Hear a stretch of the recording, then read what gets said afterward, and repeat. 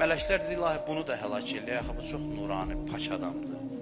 Allah dedi, ən birinci onu həlak eləyin. Bilirsiniz, ən pis müsəlman bilirsiniz kimdir? Ən pis müsəlman ibadətə qapılıb, insanlar ondan adamdır. Cəmaatı dindən ən çox uzaqlaşdıran insanlar bu insanlar.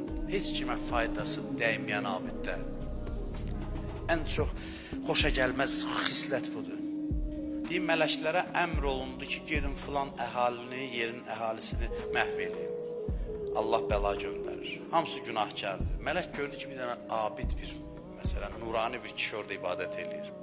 Mələklər dedi, ilahi bunu da həlak eləyək, bu çox nurani, pak adamdır. Allah dedi, ən birinci onu həlak eləyin. Dedi, nə üçün? Dedi, üzü bir dəfə mənə görə qızarmayıb. Yəni, kimə nə olur vecdə deyil. İbadət edir, namaz qılır, oruç tutur. Allahın ən acığı gələn insan tipidir bu. Başqalarına biganə olub, mənəviyyat görüntüsü ilə vicdanını sakitləşdirir.